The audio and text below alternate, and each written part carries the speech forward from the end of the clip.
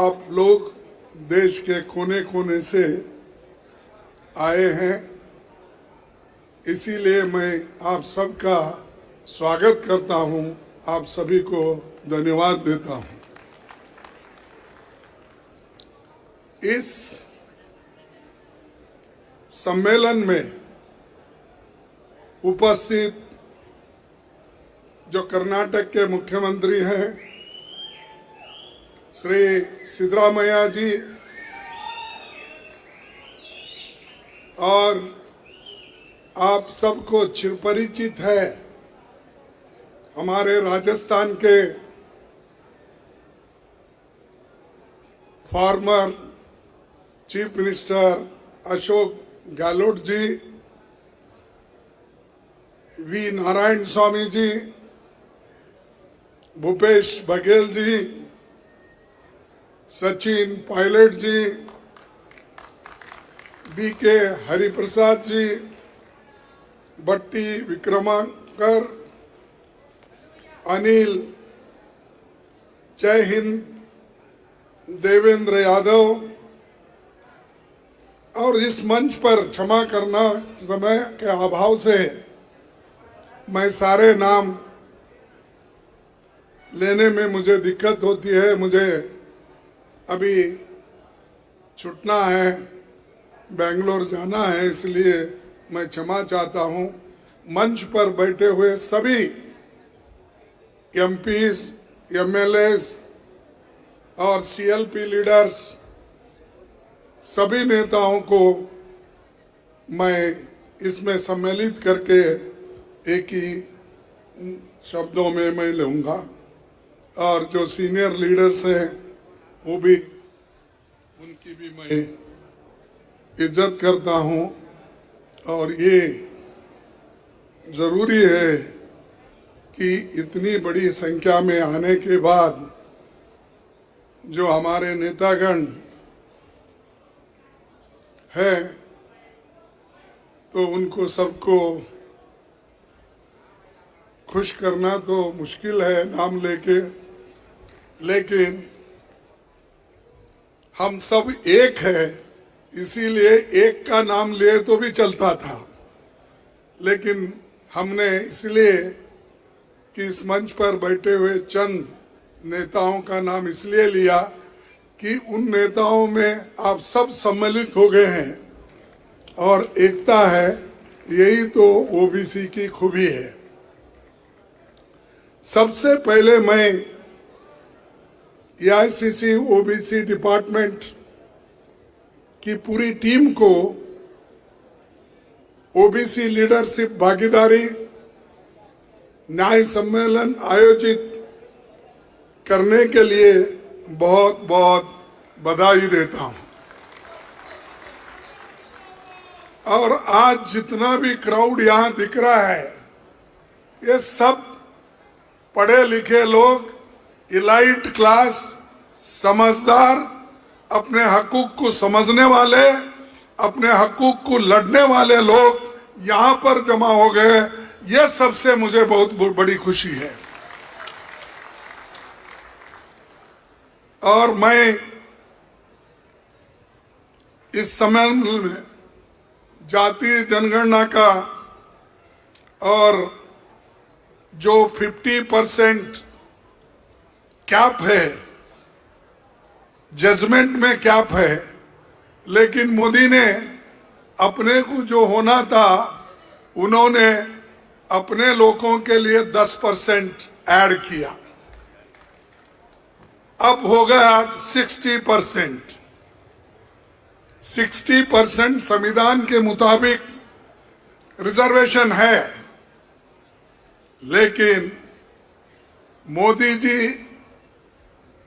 उनको रिजर्वेशन नहीं देना चाहते जो लोग बहुत शैक्षणिक दृष्टि से पिछड़े हैं, सामाजिक दृष्टि से पीछे हैं, आर्थिक दृष्टि से जो पीछे हैं और जिन लोगों की आवाज नहीं है, उन लोगों को रिजर्वेशन देने के लिए मोदी तैयार नहीं है।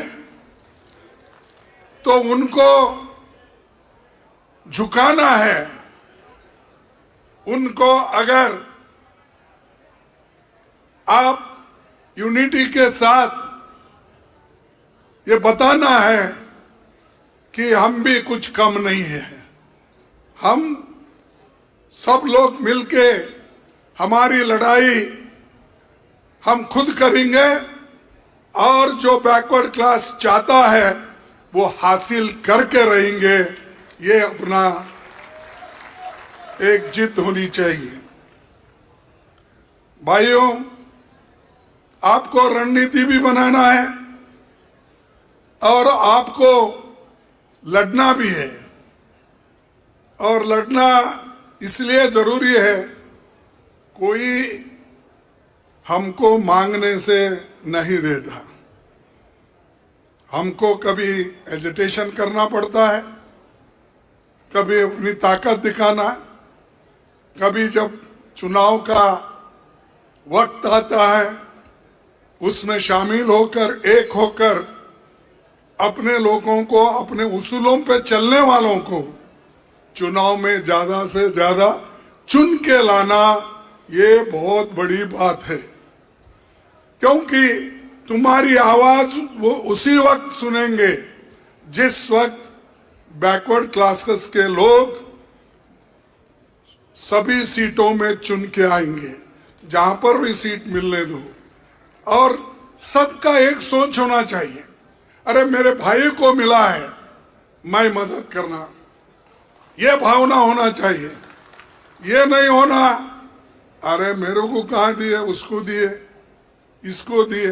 अरे बैकवर्ड क्लास में तो बहुत से कास्ट है, लेकिन जो लोग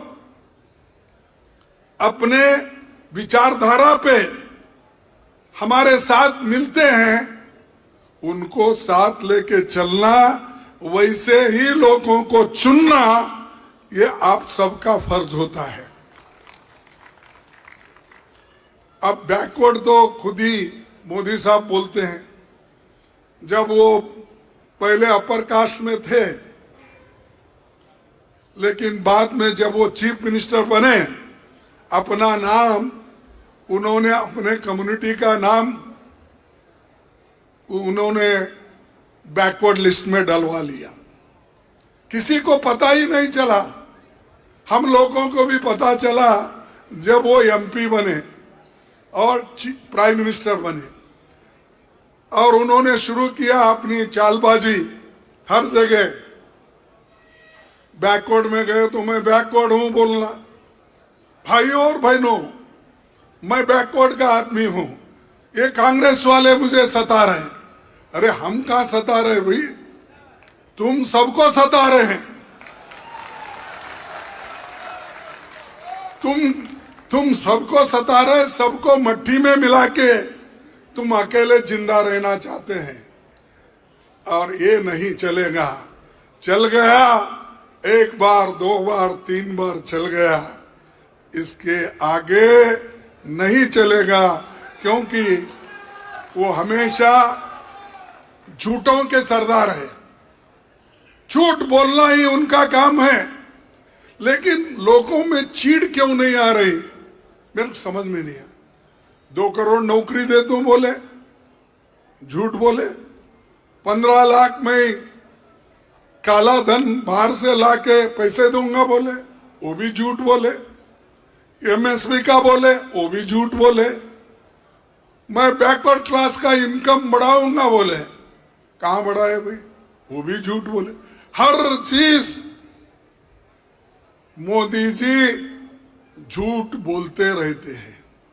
इसीलिए मैं हमेशा कहता हूं, मोदी जी ये झूठों के सरदार है। अपने जीवन में खासकर पार्लियामेंट जैसे एक सदन में वो झूठ बोलते हैं। इसका मतलब क्या है, लोग उसकी परीक्षा नहीं करते।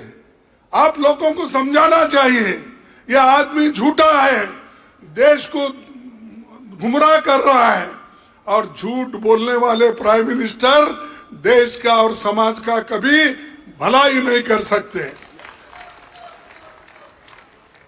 भाइयों, सामाजिक न्याय 18वीं लोकसभा में चुनाव का सबसे अहम मुद्दा लेकर हमने आगे बढ़ा था और हमारे को उसमें यश मिला, लेकिन थोड़े से 20-25 सीट अगर हमारी आते तो ये बीजेपी की और मोदी जी की तख्ता पलट हो जाती थी। और हर किसी भी समाज को ये 3 चीजों की आवश्यकता है। उस समाज में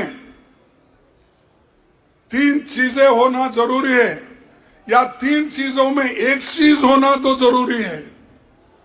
एक है आपके विचार, और दूसरा है, यानी विचार बोलो, बुद्धि बोलो,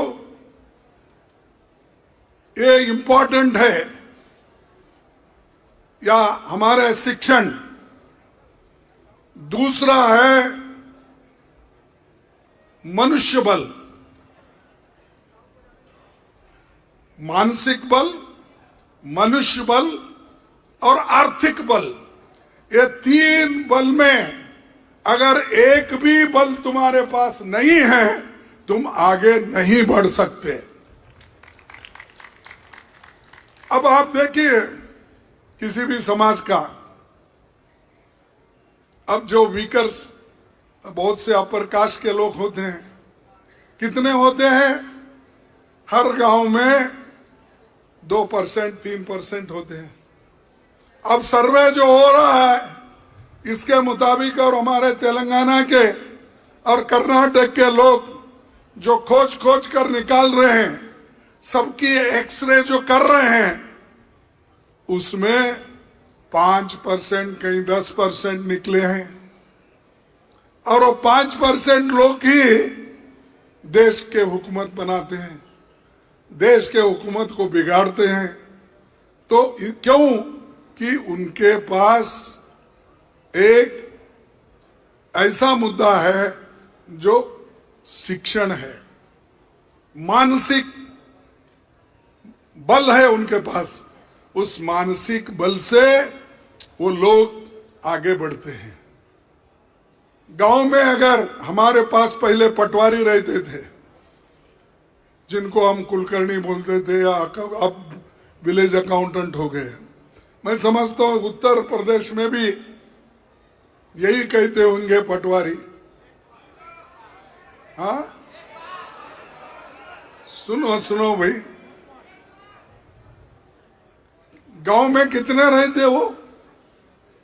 एक आदमी रहता है, लेकिन उस एक आदमी को पुलिस भी डरती है, तहसीलदार भी डरता है, दूसरे लोग भी डरते हैं। क्यों डरते हैं एक आदमी को? क्योंकि उसके पास उन्हें मानसिक बल को अपने काबू में रखा है। उस मानसिक बल को जब काबू में रखता है, दूसरों को देने की कोशिश नहीं करता है। जो मनुष्य का शिष्य है, जो मनुस्मृति में अपने विचार रखता है, वैसे लोग वो मानसिक बल से काम लेते हैं। दूसरा है मनुष्य बल। मनुष्य बल में अगर तुम सब लोग एक हो गए, डेमोक्रेसी में, लोकतंत्र में तुम्हारे को इज्जत मिलती है। अगर वो मनुष्य बल नहीं है, यूनिटी नहीं है, हम एक नहीं है, तो हमको कोई पूछता नहीं। हमको डिवाइड एंड रूल करके अलग अलग कर देते हैं। बोलेंगे वो कि भाई ये आप फलाना कम्युनिटी के हो, हम फलाना कम्युनिटी के हो, तुमको क्या मिल रहा है भाई? वो तो इनको मिल रहा है, ए को मिल रहा है, बी को मिल रहा है। ऐसा कह कर इनमें टुकड़े टुकड़े कर देते हैं बैकवर्ड्स में। वही शेड्यूल कास्ट में कर देते हैं। उस मनुष्य बल को हम कायम नहीं रख सकते। इसीलिए मनुष्य बल का जरूरी है कि हम एक होकर लड़े। किसको भी मिलने दो, बैकवर्ड को मिल रहा है, कम से कम ये हमारे को जहर तो नहीं देता, पानी तो देगा कम से कम। और आरएसएस, बीजेपी ये जहर देने वाला है। और कोई बोलेगा हमारे में से कोई आदमी, साहब देखेंगे बीजेपी आरएसएस कैसी है। मैं बोलता हूं भाई वो विष है, चाटो मत। अगर वो बोला नहीं साहब जरा चाट के देखता हूं विष है क्या नहीं, अरे एक बार चाटे तुम खत्म हो जाएंगे, मर जाएंगे। विष की परीक्षा करते हैं, इसीलिए वो लोग तुमको डिवाइड करेंगे। आप हिम्मत के साथ एक होकर, अगर एससी, एसटी, माइनॉरिटीज और अपर कास्ट के भी जो जैसे देश को बनाने में भी बहुत से लोग थे, ऐसे लोग हमारे साथ अगर जुड़ गए तो कांग्रेस पार्टी को कोई हिला नहीं सकता। और देश को बनाने में हमारा जो कांग्रेस पार्टी की देन है वो उसको कोई नकार नहीं सकता। सब कुछ ये 52% के लोग ही की है। और खास करके हमने जो घोषणा पत्र में खास करके राहुल गांधी जी सबसे पहला ये बीड़ा उठाया था। क्या है? उन्होंने ये कहा कि ओबीसी की जातीय जनगणना होनी चाहिए। यह दूसरा कोई नहीं बोला, किसी के पास हिम्मत नहीं थी। सिर्फ एक ही आदमी घोषणा पत्र में भी कहा और खुले आम सबको उन्होंने कह रहा है। तो ऐसे लोगों के साथ जाना चाहिए। किनका साथ जाना? अरे तुम्हारे पास टिफिन गिफिन करके नहीं आए क्या?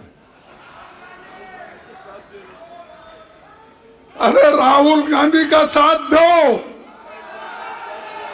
देंगे ना? जो देने वाले हाथ उठाओ।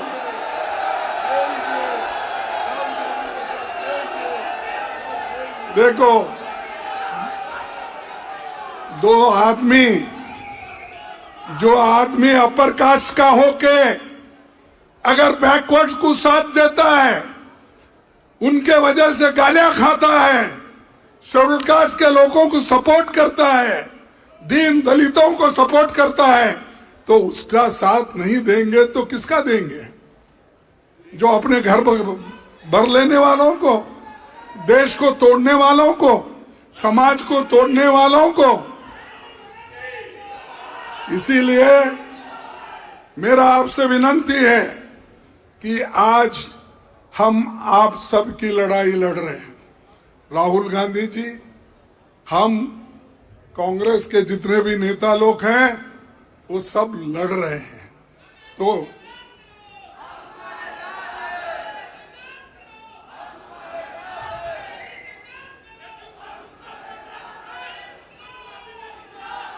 और हमको ये भी चिंता है। देखो 11 साल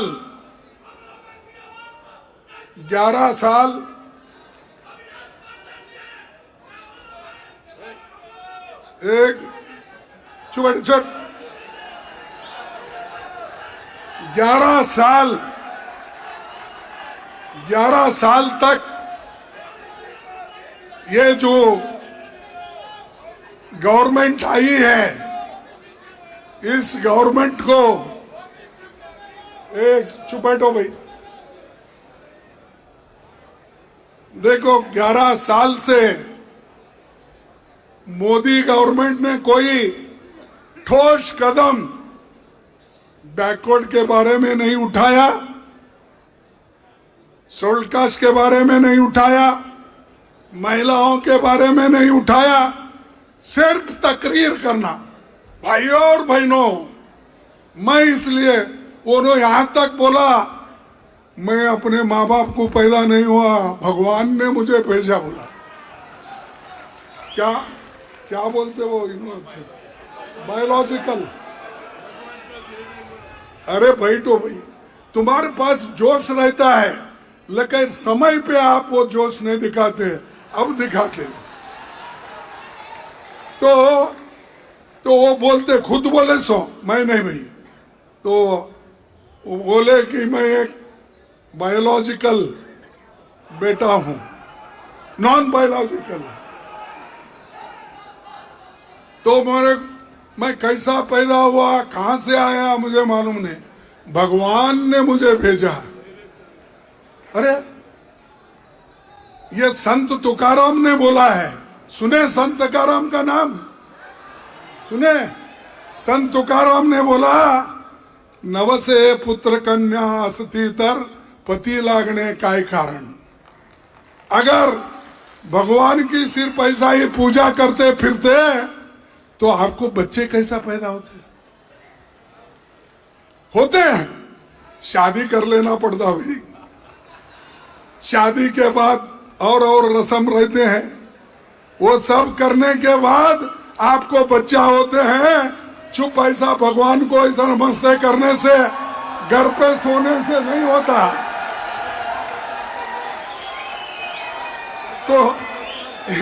तो ये नेता तो ऐसा बोल रहा है कि मुझे ने भगवान को पैदा किया। अरे अगर ऐसे लोग देश चलाते हैं, क्या इनके पास शास्त्रीय ढंग का विचार है? जो पंडित जवाहरलाल नेहरू जी के पास था, जो शास्त्रीय विचारधारा थी, जो आइडियोलॉजी थी, उस आइडियोलॉजी का एक अंश तो इसके पास है। मैं बैकवर्ड हूं तो बैकवर्ड के लिए क्या करना, ये कभी इसने सोचा? सबका साथ, सबका विकास और सबका सत्यानाश।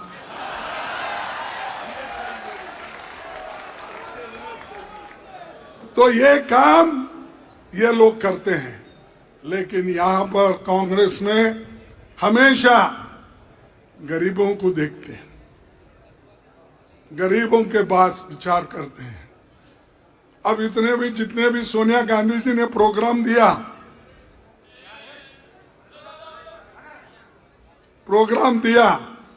मनरेगा का प्रोग्राम, क्या उनके घर के लिए है? क्या गरीबों के लिए, जो मजदूर है, जो किसान मजदूर है, ऐसे गरीब लोगों को जो काम नहीं मिलता, उन लोगों को काम दिलाने के लिए उन्होंने संविधान में इसको एक फंडामेंटल राइट्स के तहत उन्होंने किया।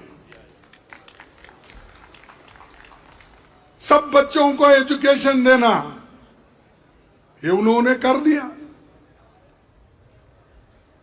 बहुत लोग बगैर पेट में खाना नहीं, तो उनको खाना देने के लिए उन्होंने फूड फॉर सिक्योरिटी एक्ट लाया। क्या उनके लिए लाए? अरे ये सब गरीबों के लिए लाए। हेल्थ मिशन, सब कुछ किया। सोनिया गांधी जी नहीं, उनके बगैर ये नहीं हो सकता था। कभी वो प्राइम मिनिस्टर बनने की सोची? उन्होंने कभी नहीं सोचा। उनके नाम से मेजॉरिटी आया, लेकिन उन्होंने कभी नहीं सोचा कि मैं प्राइम मिनिस्टर बनूं। उन्होंने मनमोहन जैसे इकोनॉमिस्ट को इस देश का प्रधानमंत्री बनाया। वो भी एक बैकवर्ड क्लास से ताल्लुक रखते हैं। और मैं ये कहना चाहूंगा कि हमको सभी को ये सोशियो इकोनॉमिक सर्वे कराना जरूरी है।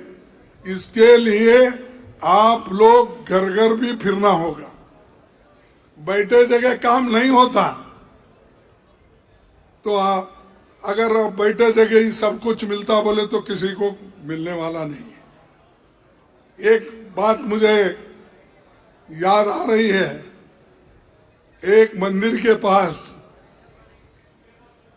हर सोमवार को 2 लोग ठहरते थे, एक था मुसलमान एक था हिंदू। तो बोलता था, वो जा गए सोमवार के दिन, वो बोलना कि वहां ठहरना, भगवान के नाम से पैसे दो, भगवान के नाम से दान दो, भगवान के नाम से दान दो बोलता।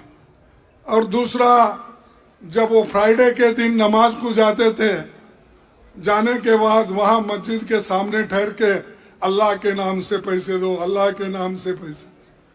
तो लोग 1 दिन 2 दिन देखे, उसके बाद बोले भाई रोज ऐसा ही कर रहे हैं लोग, कुछ देना नहीं करना नहीं। तो वो भूखे प्यासे धूप में ठहरे ठहरे ठहरे ठहर के आखिरी में चक्कर आकर वो मोरी में गिर गए। क्या बोलते उसको, मोरी ना, नाले में गिर गए। गिरने के बाद एक की टांग टूटी।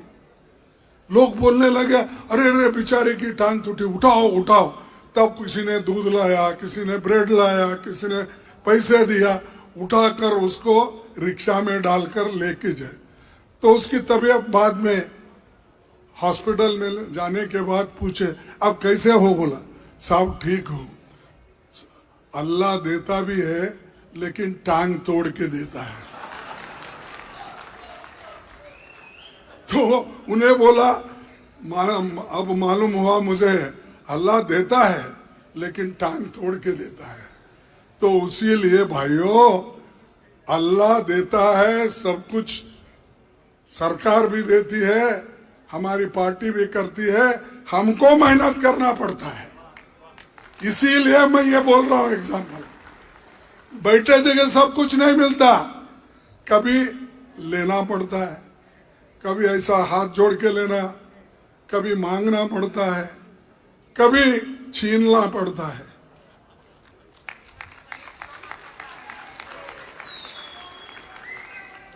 छीनना पड़ता है तो जाके किसी को मारेंगे मत मारो। अपने विचारधारा पे हमको अगर मजबूती से काम करना है तो आज जो कल हमने एक बहुत बड़ा एक कांग्रेस ऑफिस में ओबीसी का मीटिंग की, जिसमें एक्सपर्ट कमेटी के मेंबर थे, जिसमें हमारे पार्टी के भी सभी मुखंड थे। उन्होंने सभी बैठकर यही सोचा, जो हमारा ओबीसी के लिए जो एक नक्शा तैयार हो रहा है और ओबीसी के लोगों को किस ढंग से उनको आगे लाना चाहिए, इसका एक बहुत बड़ा कांग्रेस ने नक्शा बनाया है। राहुल गांधी जी खुद बैठे, उन्होंने कहा हर स्टेट में जहां जहां हमारी कांग्रेस के चीफ मिनिस्टर्स हैं, नेता लोग हैं, वो सभी लोग ओबीसी के लिए सोचे और नए नए कार्यक्रम उनको दो, उन्होंने कहा। इसीलिए कर्नाटक और तेलंगाना नया उन्होंने सर्वे का रिपोर्ट तैयार किया है, जिसमें सब लोगों को सम्मिलित करके उन्होंने कौन किसके पास जमीन है, किसके पास शिक्षा कितनी है, किसके पास नौकरियां कितने हैं, हर कम्युनिटी का वो जांच करके एक रिपोर्ट उन्होंने बनाया है। वो रिपोर्ट हमने पूरा कल देखा। उसी ढंग से हमारे कर्नाटक के मुख्यमंत्री सिद्धरामैया जी वो भी कर रहे हैं। तो हर जगह जहां जहां हमारे लोग हैं वो कर रहे हैं, लेकिन मोदी जी नहीं करेंगे। ये राहुल गांधी जी ने आवाज उठाई ओबीसी की जनगणना की, तब मोदी जी ये कह रहे हैं कि मैं आने वाले सेंसस में बैकवर्ड क्लास का जनगणति का काम करूंगा। देखो, उनको मालूम हो गया, नहीं तो आज नहीं कल बैकवर्ड क्लास के लोग उठेंगे और उसकी कुर्सी छीन लेंगे। इससे बेहतर है पहले ही हम भी करना। तो उन्होंने अब डाला है, लेकिन कहां तक पहुंचा था मालूम नहीं है, क्योंकि उन्होंने तो कहा पहले कि, और उनके जो आरएसएस के लोग हैं वो पहले ही बोले थे, और मोदी जी भी पहले इम्प्लीमेंट करे। 75 साल होने के बाद कोई पावर में नहीं रहना, तो इसीलिए तो उन्होंने अडवाणी को घर बिठाया, मुरली मनोहर जोशी को घर बिठाया। और कितने लोग थे, मैं आपको मालूम है मेरे से भी ज्यादा, यहाँ यूपी, बिहार और हिमाचल, हरियाणा, यहाँ के सब लोग में। तो वो बोले कि इसीलिए वो मार्गदर्शक बन के रहेंगे। अब इनके 75 खत्म हो रहा है, इन्हों कब बाहर निकलेंगे ये मुद्दा हमारे सामने भी है। क्या इन्हों निकलेंगे? इन्हों सबको तोड़ मोड़ के उनके जो खबर रही थी ना, खबर के ऊपर बैठेंगे। मोदी जी, उनको देश के बारे में कुछ नहीं, सिर्फ अपनी कुर्सी की चिंता है। और बाकी के विषय मैं यहाँ बोलना नहीं चाहता हूं, मैं पार्लियामेंट में बोलूंगा। जो भी पहलगांव का है, सिंदूर का है, और जो हमारे ट्रंप ने इतने बार बोला, 25 बार बोला, मैंने सुलह कर दिया, सुलह कर दिया, सुलह कर दिया। हमारे मोदी साहब चुप बैठे, मुंह से बात ही नहीं निकल रही। तो जैसा कि महात्मा गांधी जी ने 3 इनका एक स्टोरी बनाया ना, मैं बुरा नहीं सुनूंगा, मैं बुरा बात नहीं करूंगा, मैं बुरा देखूंगा नहीं, ऐसा मोदी चुप बैठे हैं, सवाल का जवाब नहीं दे रहे। अरे 25 बार अगर एक आदमी हमारे देश के बारे में यह कहता है कि मैंने सुलह कर दिया पाकिस्तान और हिंदुस्तान को, ये कहता है, तो आपको क्या, आप जबान बंद है आपकी? आप मुक्के हो, बहरे हो, अंधे हो, क्या हो? इधर देश की रक्षा नहीं करते, इधर सामाजिक रक्षा नहीं करते, समाज के लोगों को उठाते नहीं और उनकी मदद नहीं करते, आरएसएस के पास फिरते रहते हो। बाबू,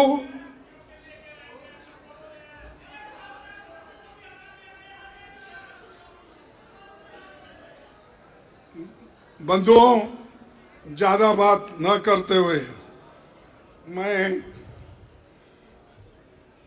सभी नौजवान से कहूंगा, 18 साल के ऊपर जितने भी हमारे नौजवान हैं, वो सभी वोटर लिस्ट में आए जैसा करो और घर घर जाके अपने वोटर्स को मजबूत बनाओ। और जो वोटर लिस्ट में वो डिलीट करने का काम वो कर रहे हैं, आज ही उन्होंने नया एक खुलासा किया, नोटिफिकेशन। सिर्फ हम बिहार ही नहीं कर रहे, सारे हिंदुस्तान में हम करेंगे। आज ही उन्होंने कहा, उसका नोटिफिकेशन आया। तो गरीबों को खत्म करना चाहते हैं। ये तो पहले तो बैकवर्ड क्लास, शेड्यूल कास्ट और महिलाओं को वोटिंग पावर देने के लिए आरएसएस, बीजेपी, हिंदू महासभा तैयार नहीं थी। ये जो मिला आपको अडल्ट फ्रेंचाइज, वो सिर्फ जवाहरलाल नेहरू जी, डॉक्टर अंबेडकर के वजह से मिला और किसी से नहीं। उन्होंने आर्गुमेंट किया, भाई इस देश में सारे गरीब लोग हैं, किसान लोग हैं, मजदूर लोग हैं, ये क्या टैक्स देते? इनके पास कुछ है? इसीलिए उन्होंने बोला हर आदमी हिंदुस्तान में जो भी पैदा होता है 21 साल का हो उसको वोटिंग की राइट देना चाहिए, ये उन्होंने कहा और आज सबको मिला। अब इन्होंने वो वोटर लिस्ट को बदलकर छीनकर हमारे है सो नुमाइंदगिरी को भी खत्म करना चाहता है। तो मैं आपसे एक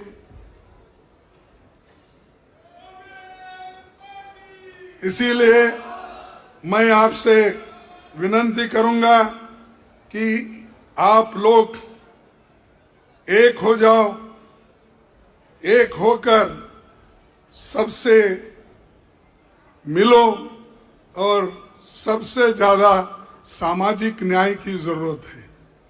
आर्थिक न्याय ये तो है, लेकिन शैक्षणिक सामाजिक इसका जरूरी है। तो इसीलिए नेहरू जी भी ये बात कहे थे, दुनिया में आज सबसे जोरदार मांग सामाजिक न्याय और समानता की है। ये काम हमें योजना बनाकर वैज्ञानिक तरीके से करना होगा। ये पंडित जवाहरलाल नेहरू जी की बात है, उस वक्त की 1951 की उन्होंने ये बात की।